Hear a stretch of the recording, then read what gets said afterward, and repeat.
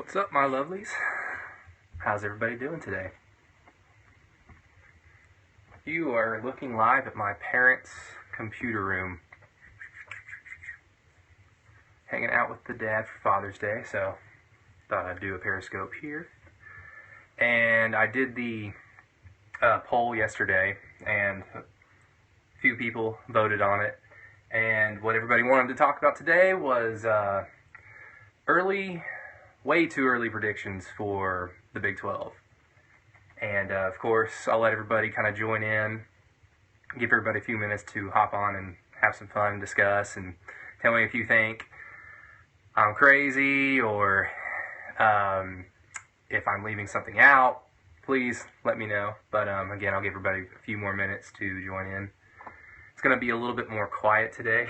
Well, my parents' computer doesn't have volume, so there will be no background music for the intro. So, no classic rock for today. But don't forget to like or share. You know, that helps us out. We appreciate that. On Twitter, Facebook, whatever you're on, whatever you're viewing it on. And if you're watching this after the live Periscope, be sure to like or share on YouTube. And it will go up either probably tomorrow, since I'm at my parents' house and won't be able to actually upload it and type it. But yeah, today's going to be pretty fun. We're just starting to get into NFL mini camp, the dog days of summer, about to be July in a week or so. And right after 4th of July, it seems like everyone's starting to get football in their mind. So that's why I guess today is going to be the way too early predictions. So don't forget to tell me who you root for, where you're coming from, all that fun stuff.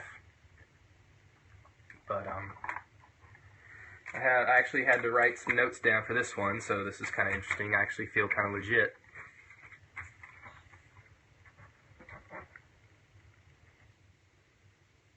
There's some interesting schedules this year, other than the obvious laugh out loud Baylor schedule. I didn't really realize how pretty well the conference is scheduled for this season, at least. You know, obviously there's been a huge, a lot of backlash with 80% of the teams in this conference. Texas and Oklahoma have done a really good job consistently over the last 10-15 years in scheduling good non-conference opponents. More so Oklahoma. Texas is kind of jumping on it now. They had played Arkansas a few times in the mid-2000s. They played Ohio State in the late 2000s. But they were kind of guilty of, well, we'll just play directional Texas school here, or Rice, or whatever. But they're starting to get on the right track. But it seems like, everybody except for Baylor, everybody's playing one interesting non-conference game that everybody's probably going to be tuning in to watch just because it's an interesting matchup. I'll be honest, I didn't really look at Kansas or Iowa State's. And we'll just go ahead and get that right off the bat. Kansas and Iowa State will finish 10 or 9. So, sorry. Iowa State has way too much to rogue hair. Iowa State has really too much to overcome with their new head coach, Matt Campbell.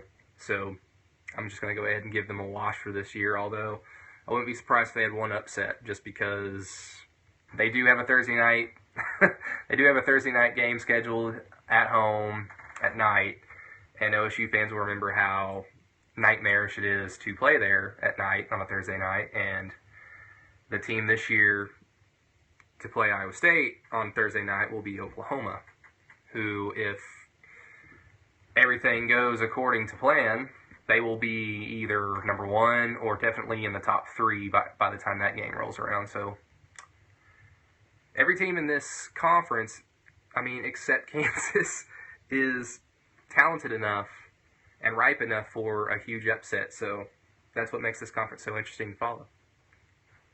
Just dropped in the mail. Anyways. Okay, well, seems like everyone's hopped on. So I guess I'll just jump right into it right now. Okay. So, looking at the conference with the talent that's returning, the coaches that are returning, the schedules, both non-conference and for the conference slate, I've kind of divided the conference into three categories. I have my on-paper, surefire, I guess, teams that are going to be fighting for the conference title.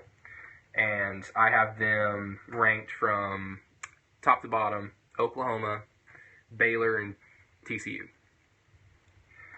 And then I have a category of dark horses who I just feel like if they get a few lucky bounces and they start to catch their rhythm at the right time, they could very well beat one of those three teams and then find themselves in a position to just continue winning and win the conference. And that will be West Virginia, Texas Tech, and I can't believe I'm saying this considering how bad they've been, but Texas. And now, right off the bat, OSU fans are going to probably hate me for that one, but I'll get to my reasoning later. The other ones are going to be obviously the four remaining teams, but I will admit that OSU is probably a pseudo dark horse, but I just wanted to have 3, 3, and 4 in my categories because I didn't want to leave Kansas State in with Kansas and Iowa State. I didn't think that was fair, so I thought I'd try to even it out as much as possible. But we'll go ahead and start off with the teams I feel have a legit shot to win the conference, and we'll start with TCU. They have an interesting matchup with Arkansas. The second game of the year, 6 o'clock. It's going to be at AM&G Carter Stadium in Fort Worth. We've seen what Arkansas is capable of. They seem to be a team that gets better as the year goes on once they get into their conference schedule. That's usually how Kansas State usually plays on their better years, on their more consistent years. They seem to get better as the season wears on. They're a power running team, Arkansas is, and so that kind of makes sense. I don't know if Arkansas is necessarily going to be ready for TCU's spread attack.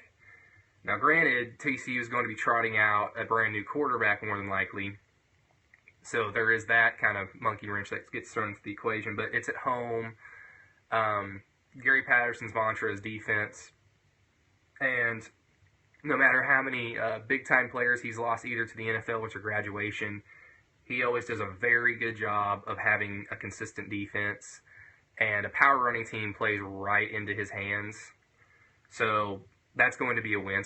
I think it's going to be a win. It's going to be a pretty good win from two relatively evenly matched teams from the Big 12 and the SEC. It'll be a good win for the Big 12, similar to, well, not similar, going into Neyland when OU beat Tennessee is obviously a much bigger win, but it's going to be around kind of the similar, like the Big 12, they got a statement win here. So they have Arkansas, and then, of course, they're going to play Oklahoma. They play them the week before Oklahoma plays Texas in Fort Worth. Historically, OU has had great success leading up to the Texas game, and following the Texas game, I believe they've only lost once under Bob Stoops prior to the Texas game, the week prior. But I give TCU a pretty good chance to win this one because if they beat Arkansas, they're going to beat the other two schools that they're going to play on their schedule. They'll be undefeated. They'll probably be a top 25 team for this game. Their fans are going to be ready. And OU's going to be chopping at the bit to try and get to Dallas unscathed after having to play Ohio State and Houston already. And they're going to be chopping at the bit for a rematch against Texas from last year. So TCU could find themselves in a good position with Oklahoma. But at this point, I'm going to go ahead and give OU the nod here, but I'll continue with TCU. They have a tough game at West Virginia being one of my dark horse teams, simply just because of the travel. That is a very long trip for most Big 12 teams, TCU being one of the furthest teams. On the road in a hostile environment. West Virginia is the only school in the Big 12 that sells alcohol for their football games. I really believe that West Virginia is going to turn some heads this year. I really liked the way they ended their season last year, and I thought they just kind of had one too many injuries and inconsistent quarterback play to truly be a contender for the title, for the conference title. But if they can cut down on those injuries, which it's not really up to them, but if they can just get a little bit luckier in the injury category, that will be a really good game to watch, TCU at West Virginia. And then, of course, they play Texas Tech. Texas Tech being another one of my dark horse teams. Anytime you have a quarterback like Patrick Mahomes, you're going to give yourself a chance to win any big game. It's at Fort Worth. I don't necessarily know I'm not way too familiar on the history of Texas Tech and TCU. I don't know if there's like a large advantage for a team that plays in Fort Worth over the other. But at this point, I feel like if TCU they're going to get the Arkansas win. The Oklahoma game I'm going to give to OU. The West Virginia game is a toss-up. If they can win out of the Arkansas, OU, and West Virginia game, if they can win 2 of those 3, I'll give them the edge over Texas Tech. If they only win 1, being Arkansas, then I could definitely see TCU kind of just snowballing from there. Their next biggest game is going to be at Baylor. Baylor is a large question mark, but we'll get to that later. Don't really know what to expect from the boys in Waco. But if I had to just everything I've kind of looked up, researched, I'm going to go ahead and say TCU is probably going to end up being the 3rd best team in the conference behind Oklahoma and West Virginia. The next team we'll do is Baylor. Baylor has a lot more, obviously, than football to worry about going into the season. They're going to be asked zillions of questions that have nothing to do with the game they're about to play or the game that they have just played. They're going to go into super hostile environments. People are not going to appreciate them being there, and they're probably going to let them know about it. If they're able to somehow turn this into an us against the world, even though it really isn't them against the world, because logically that would mean it's us against people accusing us of sexual assault, and dude, don't do that. But they do have talent. I mean, I've said it a zillion times. They have to replace their entire offensive line. That's never a good thing. They lost a lot of defensive playmakers. Cough, not Sean Oakman, not included. But the way this offseason's gone, I just really don't know. I mean, I just really don't even know how to break them down, because there's just going to be a large mental thing that they have to get over. I mean, they play a very popcorn non-conference schedule. But right after their cupcakes, they play Oklahoma State right off the bat. Oklahoma State has had extreme success against Baylor, and especially against Art Briles' Baylor. Last year being, I think, the first time they had beaten OSU in a few years, actually. That'll be a really good test to see where Baylor is mentally and physically. If they're able to beat OSU soundly, because according to their offensive talent, they should be able to put up points on the board. So if they can beat OSU soundly, then the Big 12 needs to wake up and realize that just because Art Briles is gone, Baylor is still a threat. If OSU punks them and beats them up, just write Baylor off for the rest of the year. They will. I said TCU would snowball if they lost 2 of their 3 initial big games. Baylor loses to OSU. They might lose to Iowa State. But and then also, 4 of the last 6 games Baylor plays, all without a bye week, and no bye week in between them, are on the road. 3 of them are on the road. 1 of them is at a neutral site, being against Texas Tech in Jerry World. And they're against the upper echelon of the conference. So there's going to be little margin for error for them. They need to get a foothold on the conference schedule with OSU and keep going from there. If they don't, if they struggle and still win, if it's an ugly game, or if they get beat, I don't see them beating TCU. I don't see them beating West Virginia, Texas Tech, Oklahoma, and even Texas. Texas beat them last year, and they'll play in Austin this year. So I'll probably put Baylor at 5. Let me actually take note of that. I actually forgot to write that, but I know in my head, just in case I forget. Okay. Next up, we will do a dark horse team. Go ahead and do OSU. OSU, they play Central Michigan in Stillwater. Central Michigan, they're one of those MAC teams that do have some pride and they have some talent. They gave OSU everything they wanted last year. Of course, that was on the road. This will be a much, quote-unquote, easier test for the Cowboys. I fully expect them to win. I don't see it really being that difficult, but that's just me having great respect for the type of talent and the type of football that's played in the MAC and in that region of the country. And then they have a very interesting game against Pittsburgh in Stillwater. I will admit, again, that I'm not very familiar with what Pittsburgh is bringing back, what Pittsburgh is bringing to the table. It's a good helmet game. Oklahoma State, Pittsburgh. Everyone's definitely going to probably watch that.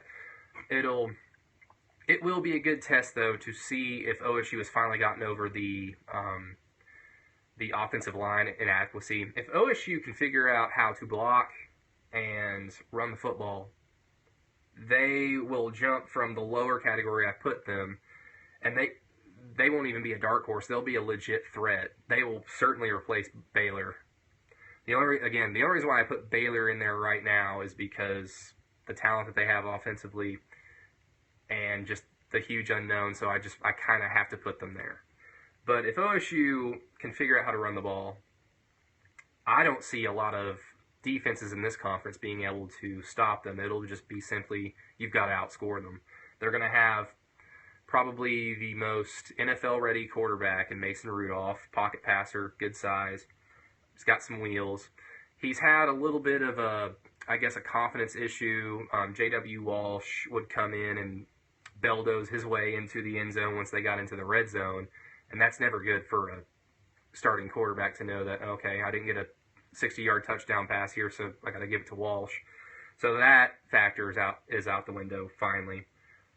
It'll be completely Mason Rudolph's team. It's just going to come down to if his offensive line can block for him. If they can block for him given time, they'll be fine. If they can block, open up holes for their running backs, they'll be great. At this point, I put OSU at number 4 in the conference, sandwiched between TCU and Baylor. Now we can do, let's see, West Virginia. West Virginia has a very interesting schedule.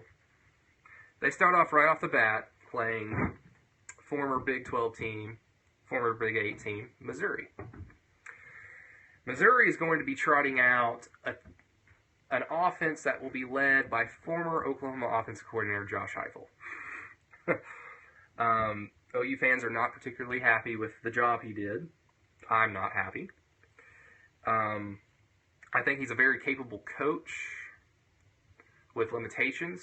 I don't think his idea of the spread offense works. It's way too pass happy, it's way too finesse, and it's way too inconsistent.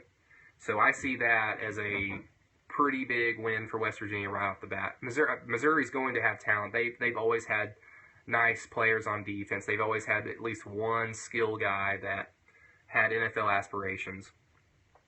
But again, I see that as another statement win for the Big 12 against the SEC right off the bat. And then West Virginia plays Youngstown State. Youngstown State is one of those schools, like Appalachian State was 10 years ago when they went into the Big House and beat Michigan.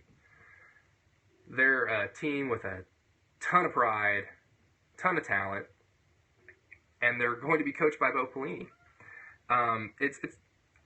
West Virginia is going to win, but it's one of those games that you see it on your computer screen or on a piece of paper on the schedule, and you're like, at least I do. But yes, West Virginia is going to win that one, and then they have a bye week followed by a neutral site game in Maryland against BYU. BYU is one of the teams that a lot of Big 12 fans would like to see in the conference, and BYU is probably, from their administration down to their second string deep snapper, they're going to want to prove that they can beat a Big 12 team. They've already beaten Texas twice, and they beat Oklahoma in 2009 when Sam Bradford got hurt. They just want to add to their resume that they can play with the big boys, and hopefully put a little bit more of an oomph into their resume for a Power 5 invite.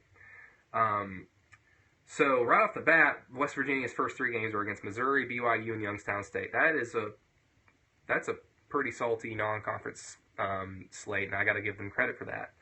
If West Virginia goes 3-0,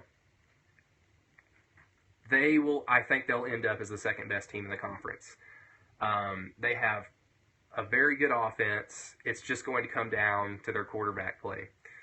There were times where Skylar Howard was serviceable, and there were times where he absolutely lost them games. Maybe with an extra year of play under his belt, he doesn't make as many stupid mistakes. And we've seen time and time again how a team can win a championship with just a game-managing, serviceable quarterback. And West Virginia certainly has the talent on offense and the skill on defense to let that happen. And also, they have one of the more hostile environments left in the Big 12. After Texas A&M bolted to the SEC, West Virginia kind of took their place as, this is a place where your national title hopes can go die. It's loud, their fans are proud, and they're rowdy. Hostile environment, so they'll always have that on their side, and they play OU, I believe they play Baylor at home, OU and Baylor at home, as well as TCU. Yeah, they play the top 3 teams at home. So at the end of the day, I'll put West Virginia at 2, right behind Oklahoma. So I guess we can go with Texas next and then go with OU last. Texas is interesting. Obviously, it's a make-or-break year for the Longhorns, for Charlie Brown more so. Charlie Strong.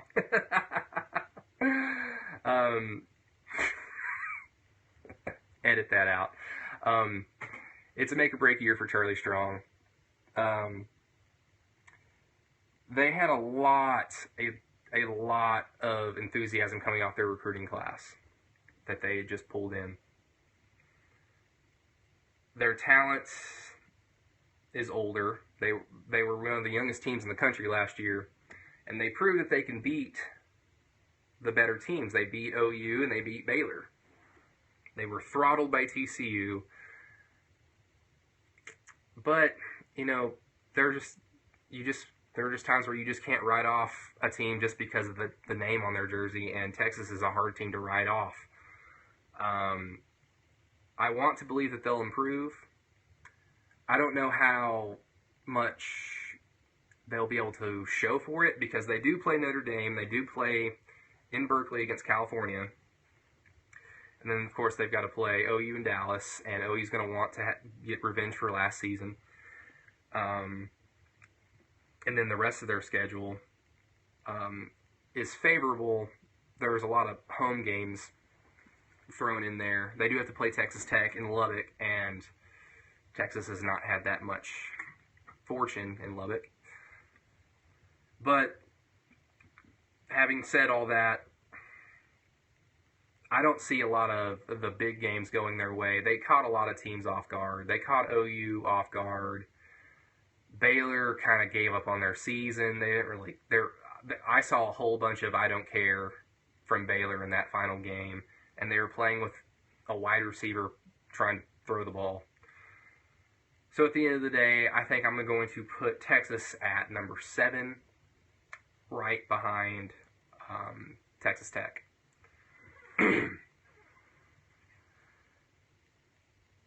So Oklahoma obviously is the front runner for the conference. They have everything returning. They came off a playoff berth, a Big 12 title year. But their schedule is going to be very difficult. They play Houston on the technically neutral site, but in Houston. Houston last year went 13-1 and destroyed Florida State in the Peach Bowl. Then they play, a few weeks later, they play Ohio State, who will be returning nobody except for JT Barrett, but we know how Urban Meyer recruits. We know how Urban Meyer is how wonderful a coach he is. And that's still a scary game for Sooner fans. And then, of course, TCU and Texas in consecutive weeks at Texas Tech. And that is a game that I actually predict OU to lose. That is going to be... Lubbock is rowdy. It's going to be a night game. Lubbock at night is rowdy. When they see Baker Mayfield on the field, they're going to want blood. And I think that Texas Tech is really going to feed off that. And Patrick Mahomes is way too good of a quarterback to waste an opportunity like that. He's basically trying to play the guy that quit on the Texas Tech program and tried to go to a greener pasture with Oklahoma. And at this point, of course, no one's played a single down of football yet. Maybe Texas Tech is the greatest team ever, or maybe they're the worst team ever. But at this point, I see OU going into Lubbock and leading with a loss. With Texas Tech, though, let's see. They play at Arizona State, 9 o'clock on the road. Last year, Arizona State was kind of a popular pick to jump into the playoffs, and they had a terrible year. They're usually one of those programs that years that they're predicted to do well, they suck. Then they follow up the next year with no preseason hype and win 10 games, but because they had no preseason hype, they don't get any bowl love. So I kind of see them being much better than they were last year. But if Texas Tech can win that, that'll obviously be a large victory for the Big 12. They play at Kansas State, and this is all before West Virginia, Oklahoma, TCU, Texas, and Oklahoma State, all in consecutive weeks.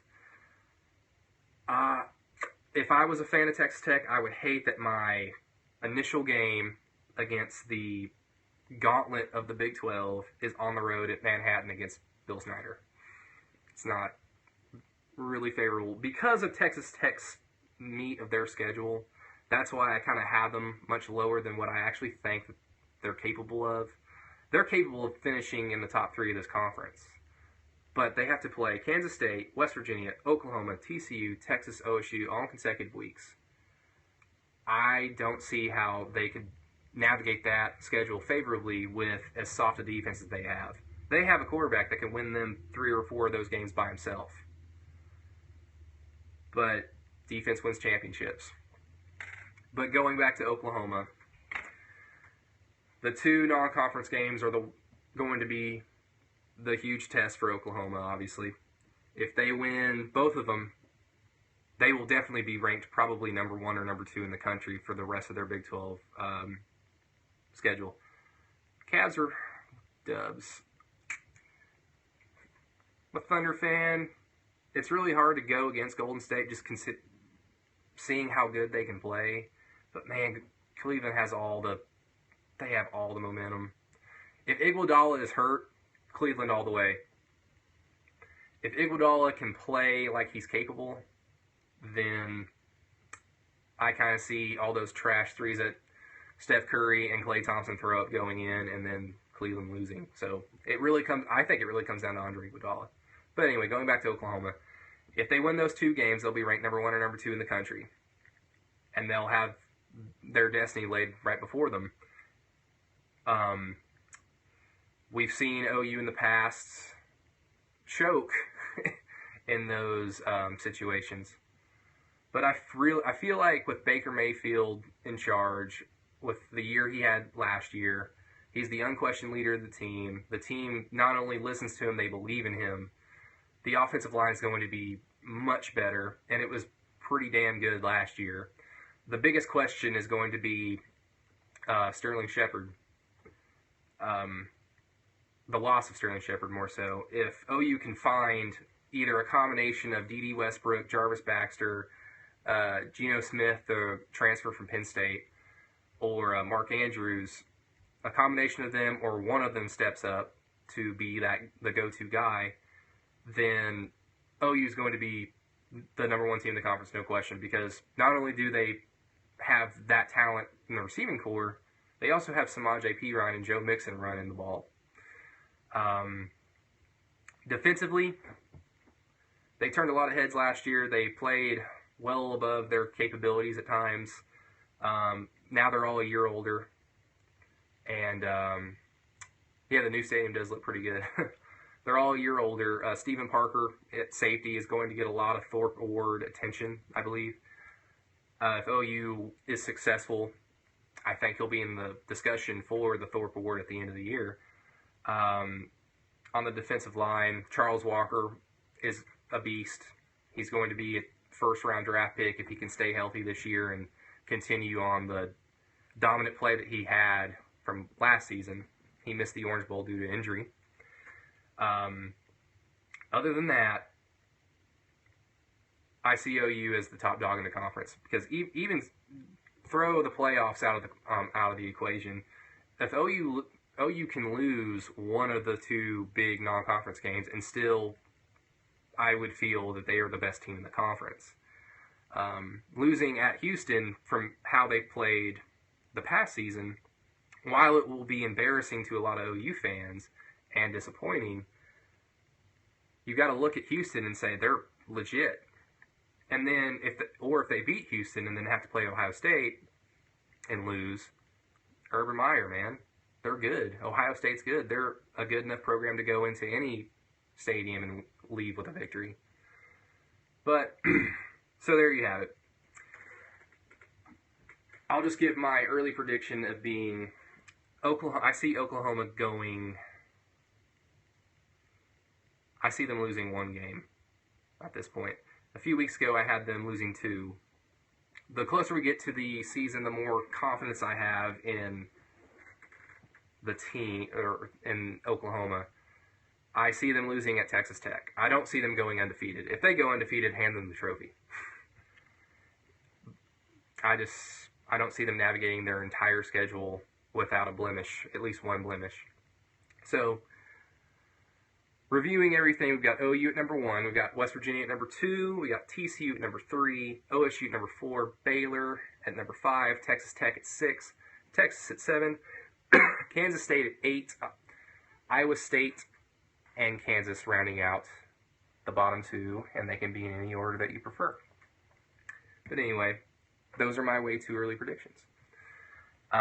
Again, don't forget to like and share on any social media device you have. If you're watching on YouTube, please feel free to comment below and tell me if I'm way off base or if you agree. That's awesome. Give me your opinions. I want to hear them. I've just started getting into all the preseason magazines.